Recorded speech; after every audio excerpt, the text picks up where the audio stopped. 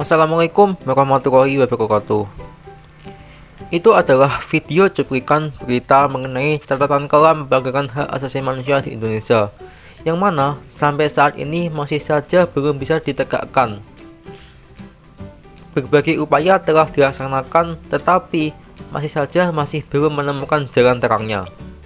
Lantas, penegakan HAM di Indonesia seperti apa prosesnya dan bagaimana? Sebelumnya saya sampaikan terima kasih kepada teman-teman yang telah menonton video saya ini. Ini merupakan kelanjutan dari video saya sebelumnya.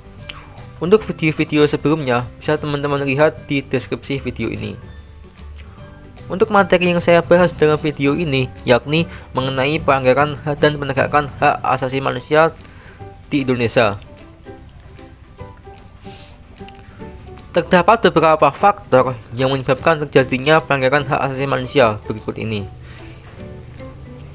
Yang pertama, ada faktor internal, yaitu dorongan untuk melakukan pelanggaran HAM yang besar dari diri pelaku pelanggaran HAM.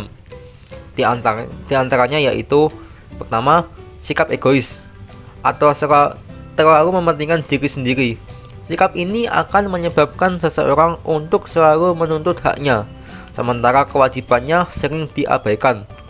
Seseorang yang mempunyai sikap seperti ini akan menghalalkan segala cara agar supaya haknya dapat terpenuhi meskipun caranya tersebut dapat melanggar hak orang lain. Yang kedua, rendahnya kesadaran HAM.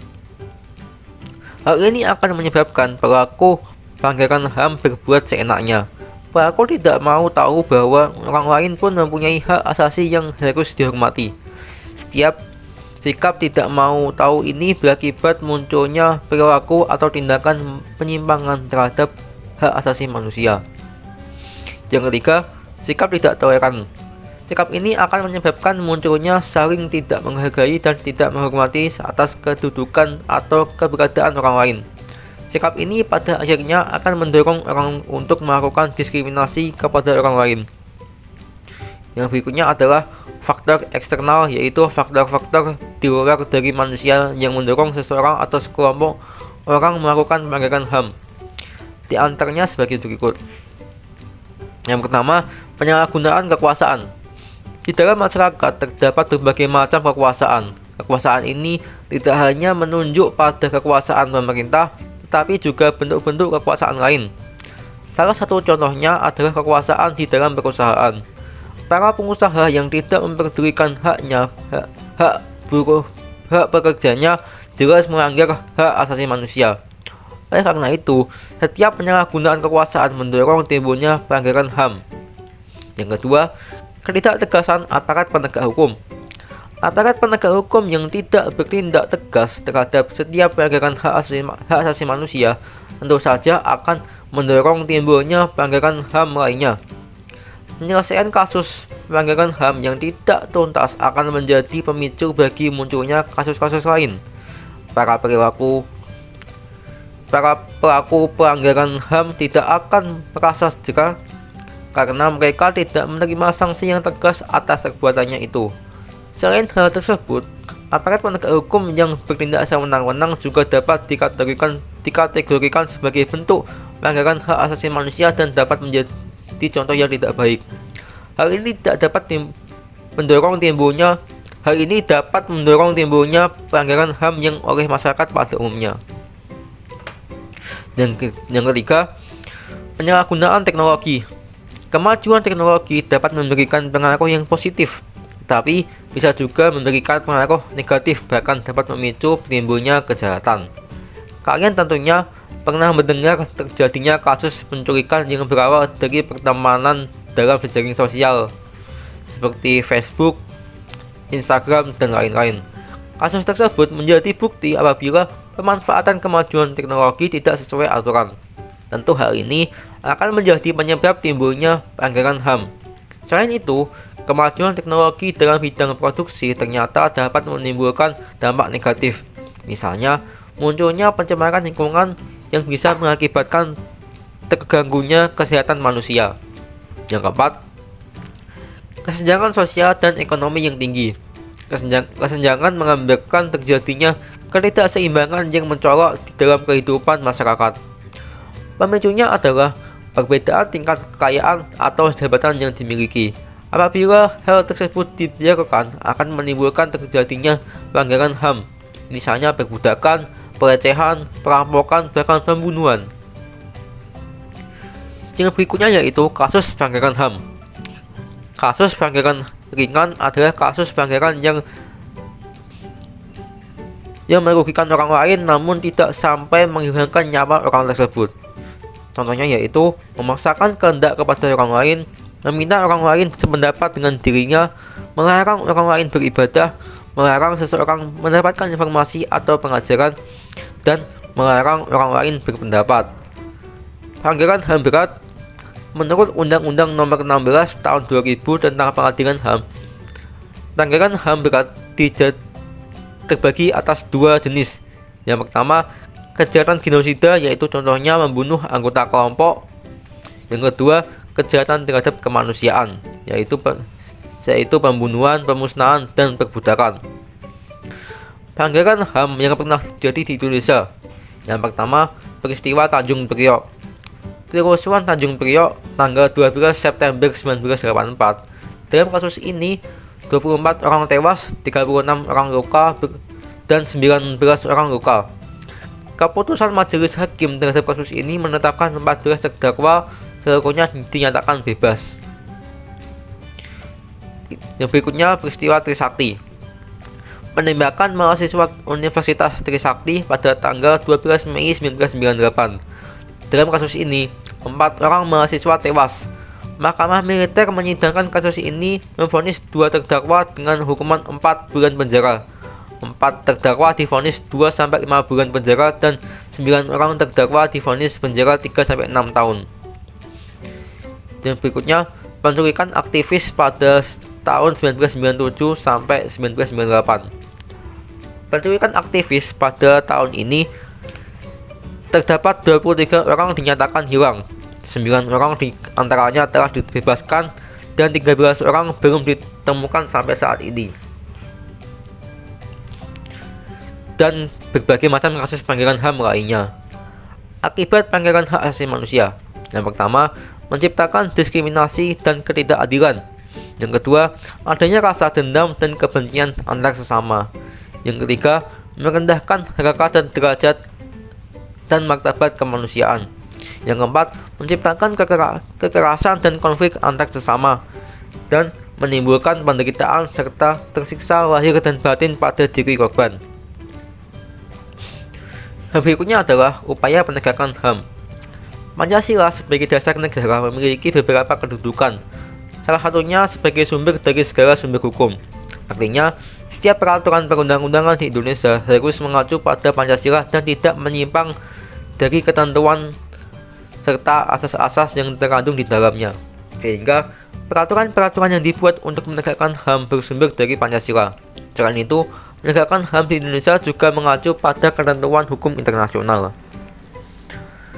Berkaitan dengan hal tersebut, Idrus Afandi dan Karim Suryadi menegaskan bahwa bangsa Indonesia dalam proses penegakan HAM sangat mempertimbangkan dua hal, yaitu satu, kedudukan negara Indonesia sebagai negara yang berdaulat baik secara hukum, sosial maupun politik harus dipertahankan dalam keadaan apapun sesuai dengan prinsip-prinsip yang dianut dalam Piagam PBB. Yang kedua, dalam pelaksanaannya, pemerintah harus tetap mengacu kepada ketentuan hukum internasional mengenai HAM. Kemudian menyesuaikan dan memasukkan ke dalam sistem hukum nasional serta menempatkan sedemikian rupa sehingga merupakan bagian yang tidak terpisahkan dari sistem hukum nasional. Langkah strategis pemerintah Indonesia dalam proses penegakan HAM. Yang pertama, pembentukan Komnas HAM.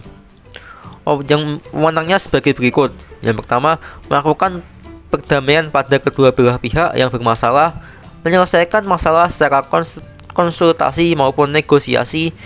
Yang ketiga, menyampaikan rekomendasi atas suatu kasus pelanggaran hak asasi manusia kepada pemerintah dan Dewan Perwakilan Rakyat untuk ditindaklanjuti, dan memberi saran kepada pihak yang bermasalah untuk menyelesaikan sengketa di pengadilan.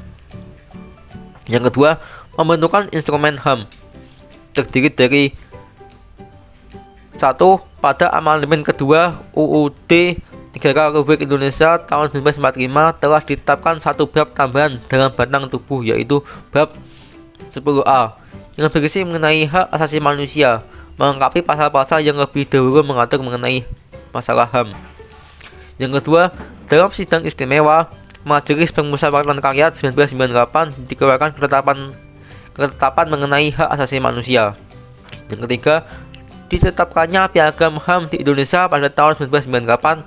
Yang keempat, diundangkannya Undang-Undang Republik Indonesia Nomor 39 tahun 1999 tentang hak asasi manusia, yang diikuti dengan dikeluarkannya Perpu Nomor 1 tahun 1999 tentang pengadilan HAM, yang kemudian ditetapkan menjadi sebuah undang-undang, yaitu Undang-Undang Republik Indonesia Nomor 26 tahun 2000 tentang pengadilan HAM.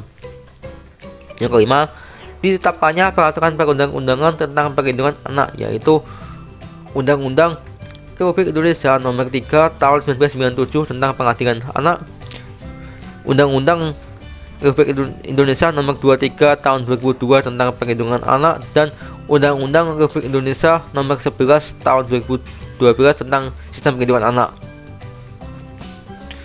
Yang berikutnya, meratifikasi instrumen internasional selama tidak bertentangan dengan Pancasila dan Undang-Undang Dasar Negara Republik Indonesia tahun 1945.